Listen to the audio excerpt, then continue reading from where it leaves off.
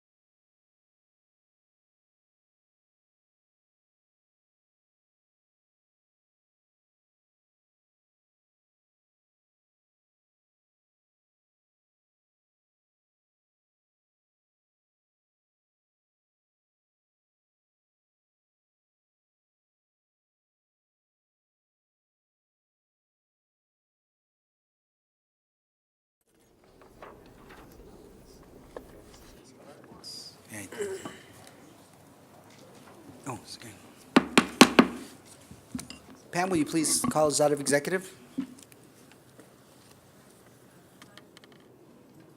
And we have come back from executive session. First item of business is item 1.4, approval of minutes, March 25th, 2015. Well, before we get to there, Mr. Gallardo, will you please lead us in the pledge?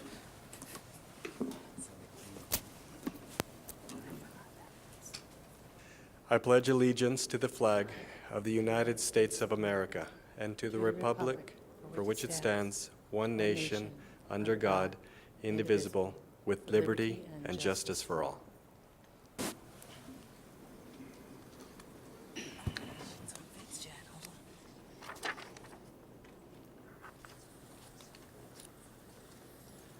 Item 1.4, approval of minutes,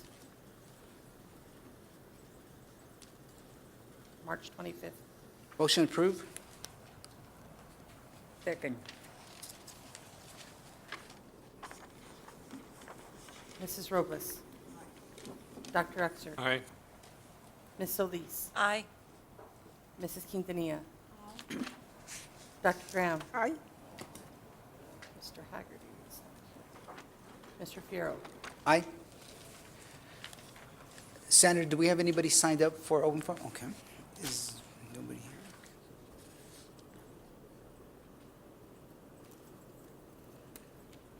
Was there anybody here to speak under open forum? No? Okay. 1.7. Item 1.7, presentations by individuals, groups, and organizations. Item 1.7.1, Dr. William Sarata, college president, will recognize individuals who have retired from the college district. Mr. Gabriel Gabe Gaitan, if you'll join me at the podium, Mr. Gaitan, please. This is a 34-year journey. Mr. Gaitan obviously started as a young boy at the college. In December of 1979, Gabriel graduated from the University of Texas at El Paso with a Bachelor of Arts and a minor in education. He studied to be an art teacher. After his graduation, he decided to take some commercial art courses at EPCC in the summer of 1980 and the spring of 1981. His first job at El Paso Community College was in the fall of 1980 as a part-time commercial arts lab assistant and continued through the spring of 1981. His second position at EPCC was a part-time commercial arts instructor for summer 1981 to fall 1981. In the summer of 1981, he was offered an EPCC full-time position as a lab assistant in the Fine Arts Department and also as an assistant to the media creator as a graphic artist in the Media Center Department. He chose the Media Center because he wanted to explore the graphic arts. In the Media Center, he learned everything about video production and is very grateful that everyone was willing to help him. On September 1st, 2001, Gabriel became a media producer and joined the professional staff. This position allowed him to teach drawing part-time with the EPCC Continuing Education Department, and he continues to do so to this date. The EPCC Media Center Department went through several name changes: Center for Instructional Telecommunications, and currently El Paso Community College Television, or EPCC TV. Although the name changed, the people who worked there did not. He saw this department as a family and was treated as such since he started working here, a family that was part of the bigger El Paso Community College family. He states, "We treated ourselves, faculty, staff, and students, and community with respect as a good family does. And this is what he will miss most, La EPCC TV Familia." Gabriel has donated many pieces of his amazing artwork to the college and community organizations for fundraisers. He has also painted a mural in the Vallaverde Library titled Book of Infinity. During his employment at El Paso Community College, Mr. Gaitan participated in the following college and community organizations and groups: the El Paso Community College Classified and Professional Staff Committee, Chicano Studies Committee, Hispanic Heritage Committee, Salute to the Arts Committee. In the community, he has served as the artistic coordinator and member of the Zinachili Project, Calipuli Talteca, and Tonal Teocalli Regional Spiritual Cultural Organization. As a board member of Juntos, art organization, Lincoln Park Conservation Committee, to preserve the park freeway column murals and to save the Lincoln Center. I'm sure each of you knows the amazing art that Mr. Gaitan has done in our community. It is certainly an earned retirement, but one that we will certainly miss you, Mr. Gaitan. So congratulations and thank you.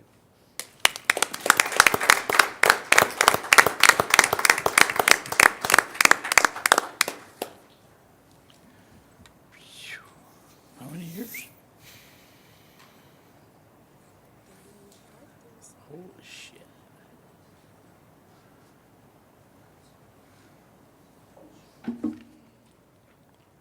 Good evening, board members, Dr. Serrata, and vice presidents. Just a couple of words because I appreciate what the Paso Community College family has done for me. Thanks to Carmen T. Delgado for hiring me back in 1981. She took a chance, so I'm glad she did.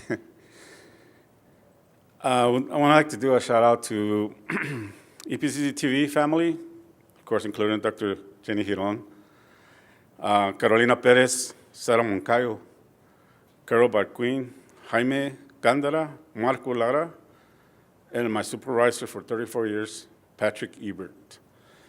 And they deserve a hand because they record the board meetings.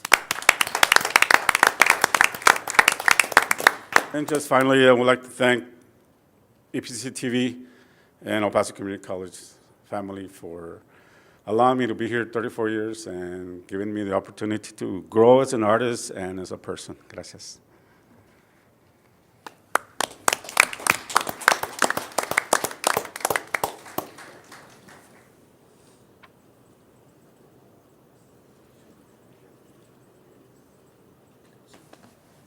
You're too young to be.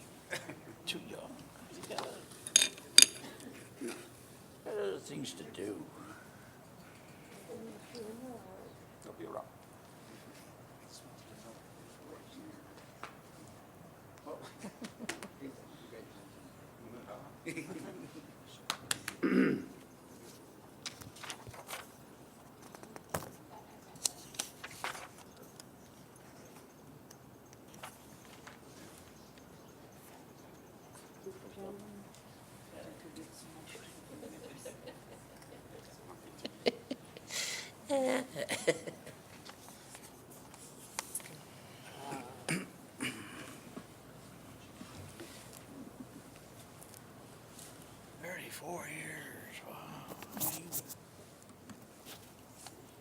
You got 5?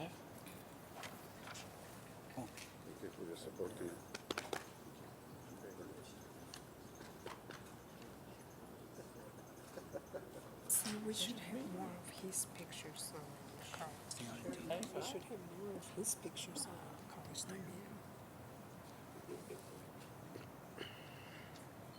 Item 1.7.2, optional presentations will be made by the presidents of the Classified Staff Association, the Professional Staff Association, the Faculty Association, and the Student Government Association.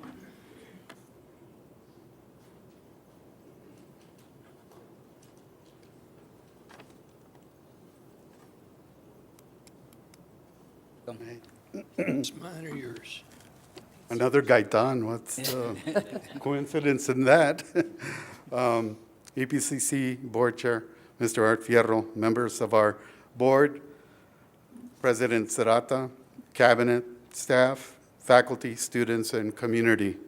The age of analog, vinyl for audio, film for pictures, and tape for movies is gone. The age of digital, MP3s for audio, JPEGs for pictures, and MP4s for movies is here. We broadcast through websites instead of antennas nowadays and receive it through our phones, iPads, pads, laptops, instead of TVs. We all agree that it is an incredible new way of learning and doing things, a way that puts information right into our community's fingertips. In the last decade, PSA, in conjunction with our information EPCG team, run by Dr. Jenny Giron, have been leading the way in terms of delivering new initiatives like these. Surveying PSA membership for a broader consensus on issues through our web, secure and totally electronic PSA elections through our website, electronic student applications for PSA scholarships through our website, scheduling and acceptance of PSA meetings and events through electronic calendars, instant notification to all PSA of activities through our email, and yes, our website. And we're working with IT for establishing secure PSA committee communication, information that's not needed or ready to be shared nor broadcasted yet. But as we all know, information technology in electronic format requires constant vigilance in order to manage and maintain the integrity of that information process within these systems. And it is here that we like to thank Dr. Serrata for arbitrating and providing us with providing PSA with sick leave pool reports. We've verified them, they sound good, and we really appreciate that data. We are also working with Dr. Serrata for a reporting structure by which we can reconcile PSA membership to these secure electronic systems. And we'll be working with him and meeting with him on that. Once we have this in place, we want to work with our president, administration, faculty, and staff in sharing and spreading our knowledge and technology out to our students, children, and community, because technology is first and foremost about people. We also want to thank Dr. Serrata for the town hall meetings that he's been having. This transparency provides us with output and a chance for us to input and to ask questions that we may have on the direction the college is going. Thank you very much. Thank you.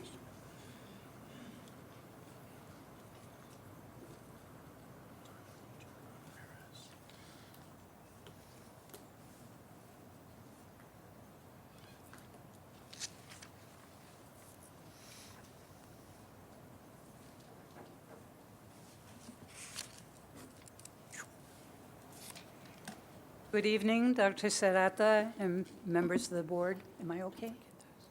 Yeah. All right.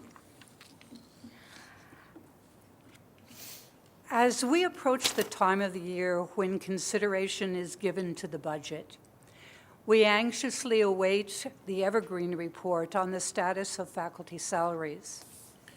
We understand that many factors must be considered in the development of the budget, including the fact that the state has reduced its contribution by $4.5 million. However, we have come across information regarding the adopted budget for the fiscal year 2015, which breaks down the percentages of our tax dollar contributions for each of the El Paso County governmental entities. Colleagues who brought this documentation, published by the City of El Paso, to my attention were outraged at the implications of these statistics, which showed that the citizens of El Paso send 48% of their tax dollars to the local school districts, while they send a pathetic 5% to EPCC. You have that paper in front of you. I, too, on behalf of the EPCC faculty, am appalled. And according to Roger's thesaurus, other colleagues who saw this particular chart were also appalled, shocked, disgusted, upset, disconcerted, demoralized, discomfited, chagrined, and perplexed. How is it that this community manages to support the local school districts with 48 cents on the dollar, while it only supports EPCC with 5 cents on the dollar? One colleague finds it especially disturbing that our professors are expected to remedy the shortcomings of the public school system, yet we only receive 1/10 of the local funding that supports that system. In all fairness, we must admit that the ever-wise Texas governor, along with our well-educated Texas legislators who know that global warming is a hoax and that the earth is certainly flat, have forbidden our teachers to educate, but rather insist that they teach to the state test. Nevertheless, how is it that in many instances, our dedicated professors at EPCC manage to teach in 2 years what the public schools did not manage to do in 12 years, with so little of the funding coming to us from our very own community? We understand why, over the course of nearly half a century, the board has been reluctant to raise taxes to the highest rate legally possible. One does not rile taxpayers who also happen to be voters. Unfortunately, this attitude has put us more and more behind over the years and has left us in this untenable situation. So, the next time this issue comes up, you all must look ahead and realize that for the next 10 years, we shall certainly not receive an increase in support from our wealthy legislators who plan to divert even more educational funds to their favorite discriminatory projects. Moreover, we must recognize that it is more than likely we shall suffer the same kind of decrease in funding that we see in this coming year. With this dire prediction looming, it is time that the board find a viable and sustainable means to increase our funding. The inequities in faculty salaries must be addressed. It is only reasonable that the faculty who teach during the summer, imparting the same level of knowledge and expertise as they do in the fall and the spring, should receive prorated payment based on that year's salary. Faculty teaching labs and other learning modes, in addition to recognized classroom teaching load, must be fairly compensated. Faculty teaching on a short-term contract basis deserve a salary equal to those on yearly contracts. And adjunct faculty need periodic salary increases based on years of service. All of these people are the backbone of this institution, but many, including long-time, full-time tenured faculty, have been forced to take on second jobs. And that circumstance is indeed breaking their backbone. Thank you for your kind attention. Thank you, Dr. Ramirez.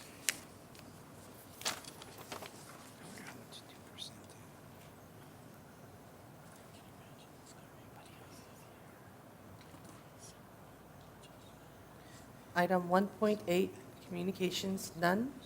Item 1.9, Board of Trustees business. Item 1.9.1, Board of Trustees will deliberate on executing an amendment to the present lease with the Secretary of the Army for the Fort Bliss campus site. Did we skip you? Move to approve. Second. Questions? Mrs. Robles? Aye. Dr. Uxer? Aye. Ms. Solis? Aye. Mrs. Quintanilla? Aye. Dr. Graham? Aye. Mr. Haggerty? Aye. Mr. Fierro. Aye. Item 1.10, Board Reports. Item 1.10.1, Treasurer's Report, March 31st, 2015. No action is necessary. Item 1.10.2, President's Report. Chair Fierro, members of the board, just wanted to update you on a couple of items, one of which Dr. Ramirez was referring to in her comments to the Board of Trustees. The Board of Trustees Institute was held on March 26th through 27th. Chair Fierro, Judge Haggerty, and I attended the Board of Trustees Institute, developed approximately five goals, with the sixth of data being the underlying pin for the rest of them. I will work with Pam to forward these out to the rest of the Board of Trustees along with the rest of my notes from this session. The town halls, as Mr. Gaitan alluded to earlier, we have completed and went to each of the respective campuses, provided an update of where the institution is with regards to the master plan and the pending construction renovation at the institution, some updates about the legislature, which I'll touch on shortly, as well as updates on the comprehensive compensation and classification study. We did those at each of the 5 campuses as well as here at the Administrative Service Center. Well attended, great questions. The largest questions from our faculty and staff and even our students is with regards to campus carry, concealed weapons on campus, and the concerns that we all share with that. Chief Ramirez, who's in the audience, and Vice President Gonzalez and their teams are working on a plan for us to implement what we expect to be passed legislation with regards to concealed weapons on campus.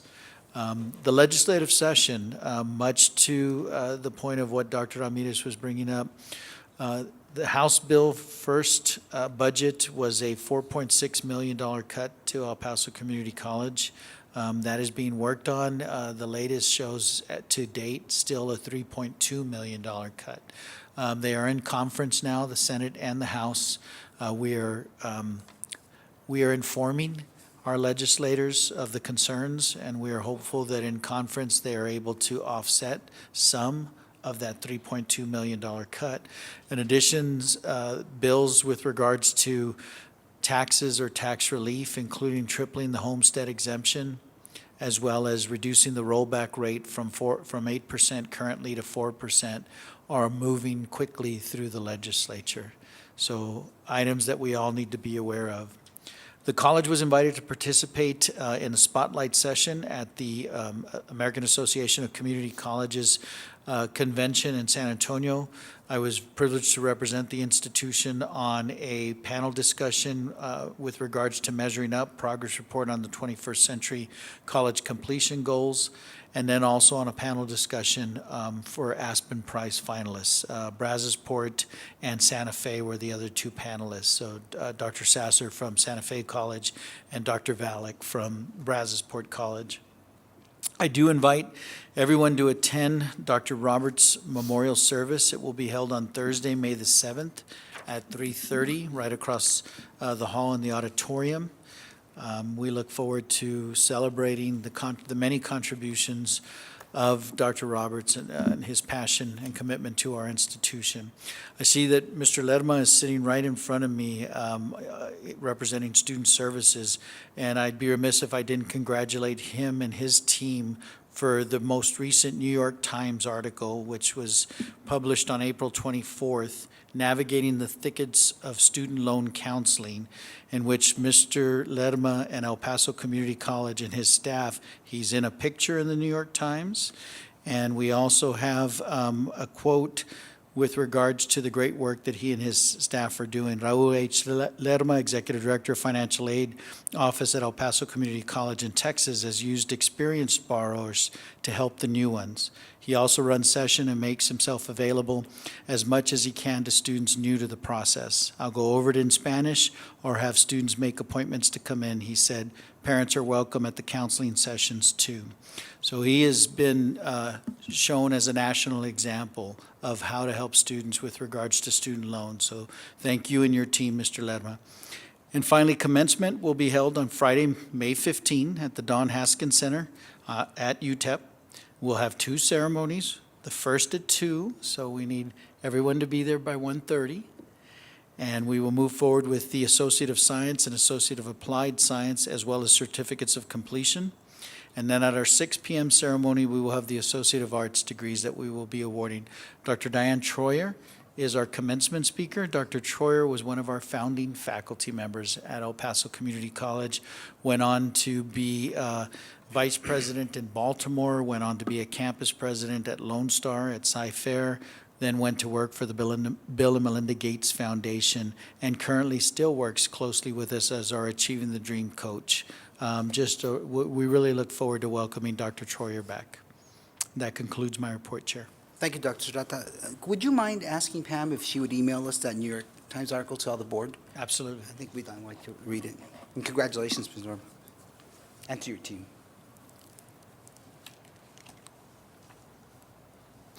Item 1.11, consent docket. Item 8.2 is on the consent docket.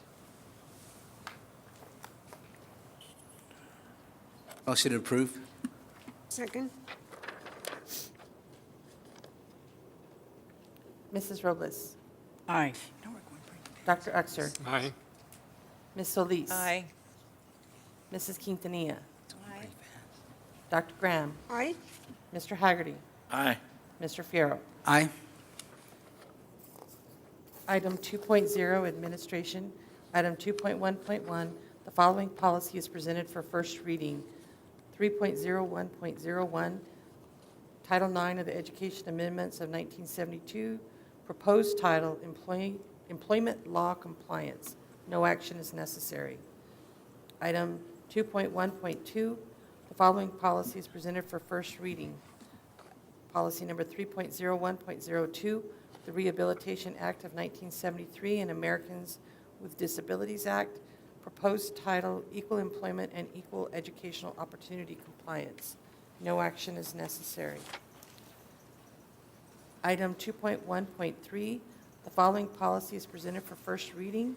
3.01.03, Public Health Service Act, proposed title, Equal Employment Opportunity and Equal Educational Opportunity. No action is necessary. Item 2.1.4, the following policies are presented for first reading and consideration for consolidation. 3.01.04, Title VI of the Civil Rights Act of 1964. 3.01.05, Title VII and Age and Discrimination Act of 1975. 3.01.06, Executive Order 11246. 3.01.07, Vietnam-era Veterans Readjustment Act of 1974. 3.01.08, Equal Pay Act of 1963. And 3.01.11, Immigration Reform and Control Act of 1986. No action is necessary. Item 2.1.5, the following policies presented for first reading. 3.01.09, Sexual Harassment. No action is necessary. Item 2.1.6, the following policies presented for first reading. 3.01.10, Deferral Officer, proposed title, Registered Agent and Deferral Officer. No action is necessary. Item 2.1.7, the following policies presented for first reading. 4.06.01, Investment Policy. No action is necessary. Item 3.1, Full-Time Institutionally Funded Actions. Vote to approve 3.1 and 3.2. Second? Actually, there are no items included in 3.2. But we'll approve it anyway. Hey, the ice cream. Mrs. Robles. Dr. Uxer. Aye. Ms. Solis. Aye. Mrs. Quintanilla. Dr. Graham. Aye. Mr. Haggerty. Aye. Mr. Fierro. Aye. Item 3.2, full-time externally funded actions. There are no items. Item 3.3, information items. No action is required.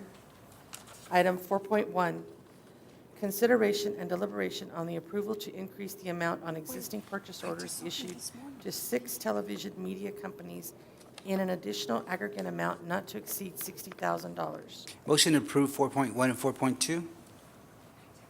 Second. Can I ask a question? Pam, can you read 4.2, please?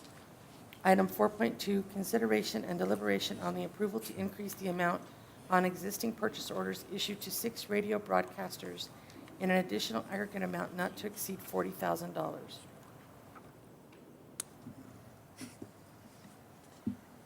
Who do I address the question to? Dr. Sarata? Yeah. Oh, Joyce. Dr.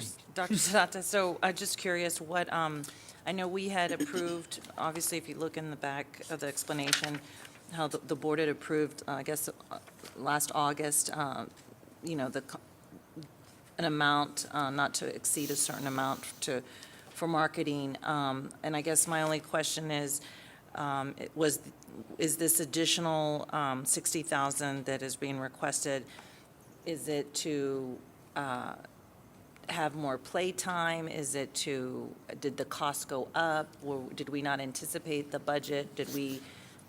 If you could just explain a little bit about how it Joyce, came you about. are here. I didn't see you. You're, Ms. Cordell is here, but I'll begin, and Ms. Cordell, please, you're welcome to add to me. I didn't see you sitting there. Ms. Solis, great question. So a couple of things. What we have noticed, and I'm sure each of you has noticed it respectfully as well, is that several of the proprietary institutions, for-profit institutions, have marketed tremendously in our region. And so the board approved the base budget for marketing. Last year, we came to the board and requested additional funds be added to the marketing budget in order to increase our marketing commercials on each of those respective stations.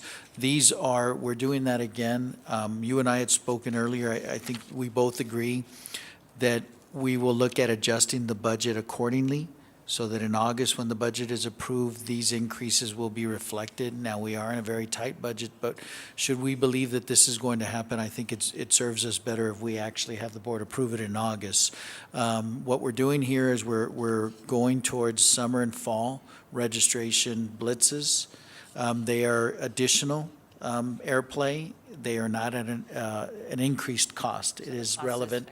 The cost is similar to the cost that we've paid in the past. It's just adding to those. Ms. Cordell, please, whatever I missed. Oh, sure. And we always plan for it. It's just that it's not in our existing budget. And the first time that we go for it is because it's always above the 50,000 allotted for it. And it shows when we do advertise, and I prepared a slide for you. When we do have these blitzes, it does correlate with the registration and enrollment increases. For example, this first slide here shows last year fall, the highlighted areas, and thanks again to Abraham with IT who prepared the slide for me. The yellow highlight, that's our initial marketing monies that we spend traditionally just when registration starts. And then the second highlight where you see that spike, that's 2 weeks, that's our blitz, where we use the additional funding. So it's right before classes begin, and that's where we use we spike it's called a campaign, a blitz, where where you see us on all the chosen stations that we advertise on. So there is a correlation, and in fact, the first time in college numbers are actually up, and they're the only ones that are up in the enrollment right now. I have noticed that we're more visible on radio as I'm driving around and TV as I'm watching the news, et cetera. So you can see that we are getting a bigger presence, so thank you. Sure. Thank you, Joyce. Well, Aye. Question? Oh. You ready? Mrs. Robles. Aye. Dr. Uxer. Aye. Ms. Solis. Aye. Mrs. Quintanilla. Dr. Graham. Aye. Mr. Haggerty. Aye. Mr. Fierro. Aye. I do like the judge. Item 4.3, consideration and deliberation on the approval of adding a signatory on bank resolutions with J.P. Morgan Chase Bank, N.A. Motion approved 4.3 and 4.4. Second. Item 4.4, consideration and deliberation on the approval of adding a signatory on bank resolutions with the Federal Reserve Bank of Dallas, N.A. Any questions? Okay, Pam? Mrs. Robles. Dr. Uxer. Aye. Ms. Solis. Aye. Mrs. Quintanilla.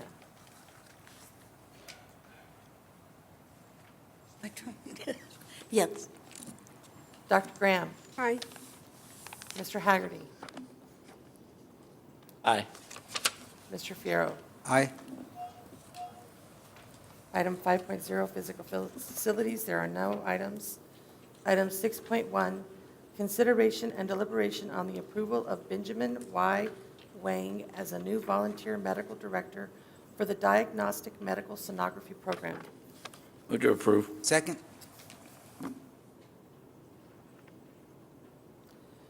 Mrs. Robles, Aye. Dr. Uxer, Aye. Ms. Solis. Aye. Mrs. Quintanilla. Mrs. Quintanilla. Aye. Can't hear it. Dr. Graham, Aye. Mr. Haggerty, Aye. Mr. Fierro. Aye. Item 7.1, consideration and deliberation on the approval of a contract award to SD Technologies LLC for security cameras, access for the Vallarede SSC renovation in the amount not to exceed $202,363. Yeah. Motion to approve? Second. I have a question. Yes, ma'am. How many cameras are we looking at? I'll defer to Chief. Chief, how many cameras are we looking at? Good deferment.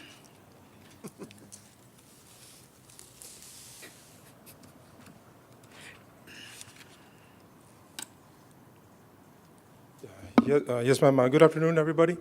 Yes, ma'am. It's not only cameras, it's not only the camera system, but it's a complete package. It involves access control, magnetic door locks, panic buttons, lighting, sensors, motion sensors. This involves the renovation of the old student services building. So because that is being done, we are implementing an entirely new system. So it's not only Was the that part of the bid that we already put out, or did we not put it out for bid? Because this is this particular vendor is part of the Region 19 local, I guess, contract, you would call it. Then A collaborative? Yes, ma'am. So that they got it. Yes, ma'am. Dr. Sarata, I have a question, and I'm not sure it's for you or for legal counsel.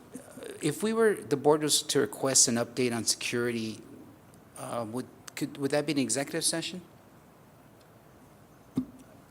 I defer. Could we discuss, if the board requested, Mr. Armendariz, an update with regards to security at the institution, would that be an executive session discussion? No, I believe that would be discussed at the general meeting in public. Okay, thank you. But I think, well, discussion about security, personnel, or devices is an executive session. I would argue that it would be considered a topic for executive session, Mr. Armendariz, at 1.3, paragraph 5, because I don't think if we want to have our discussion of security on all our campuses available to the public, so I think that that's for security reasons. And Mr. Armendariz, and I'm sorry. Maybe I'm not understanding the question. Yeah, and it's probably unfair too, because, Mr. Dunbar is usually here for executive session items. But we'll bring it up next month, because I think it's something, but I would feel very uncomfortable discussing it in open session, and I think that the chief would also, so. But we can bring it up next month. And I guess, but this is a general question to the chief. I'm curious, at some point, we are going to be undertaking a lot of renovations at various campuses. So I'm wondering out loud, are we going to be seen more requests for security type of equipment as renovations arise? And is this, once the renovation is over, is there still use for this equipment? And can we put it other places, or is this just solely for during the renovation phase? Okay. Generally, some of the equipment, depending on the age of the equipment, can be used in other locations, and that's what I've done in some instances. However, if the equipment is very old, then in most cases it can't be used. But we try to use it wherever possible. And then on the new projects, we always implement the newest, brand-new technology that's available. But that's included in the budget of the new renovation, or is that going to be separate? Yes, no, it's generally included. Now we're including it in as a new project, and it comes with that, with the budget, it's included. Okay. And I don't think I heard Dr. Graham's question answered about how many cameras. I know you said it was a package, but do you have an idea? Are we talking 4 cameras, 8 cameras, 12 cameras for the?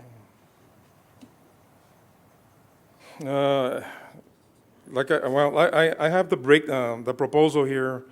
It's just going to depend what kind of camera, because they break it down, but it's going to be about 15 cameras, okay? There may be more spread out throughout the proposal, but, okay. But like I said, it's a lot of other equipment. Other equipment, Yes, sure. yes, ma'am. Thanks, Chief. Great. Pam? Mrs. Robles? Aye. Dr. Uxer? Aye. Ms. Solis? Aye. Mrs. Quintanilla? Dr. Graham? Aye. Mr. Haggerty? Aye. Mr. Fierro. Aye. Item 7.2, consideration and deliberation on the acceptance of a grant from the American Legacy Foundation in the amount of $5,000. Move to approve? Second. Any questions? Mrs. Robles? Aye. Dr. Uxer? Aye. Ms. Solis? Aye. Mrs. Quintanilla? Aye. Dr. Graham? Aye. Mr. Haggerty? Aye. Mr. Fierro. Aye. Item 7.3, consideration and deliberation on the approval of continuing education tuition rates for new courses. Move to approve 7.3, 7.4? Second. Item 7.4, consideration and deliberation on the approval of continuing education tuition rates for revised courses.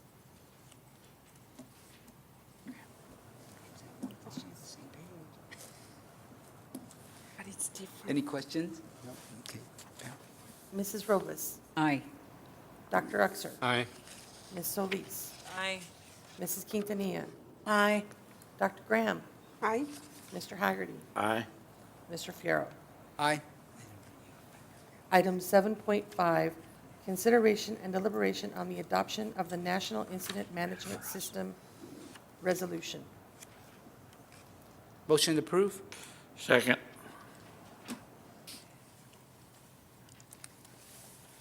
Questions? I'm sorry. No? Okay. Mrs. Robles? Aye. Dr. Uxer? Aye. Ms. Solis? Aye. Mrs. Quintanilla? Aye. Dr. Graham? Aye. Mr. Haggerty? Aye. Mr. Fierro. Aye. Item 8.1, consideration and deliberation on the acceptance of compensation from the University of Texas at Austin to conduct a survey of students in the amount of $3,500. Move to approve. Second.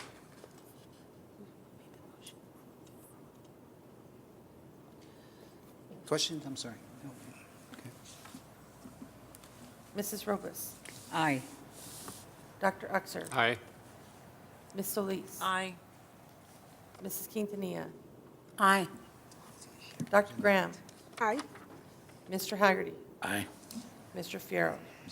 Aye. Item 9.0, unfinished business. Next meeting. Oh, I'm sorry, it's me, unfinished business. On our next board meeting will be held May the 27th at 5 p.m.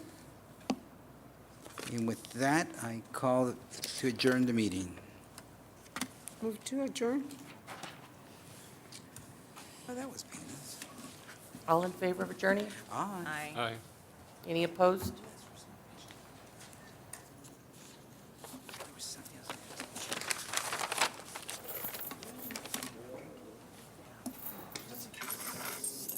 We're on the wrong one.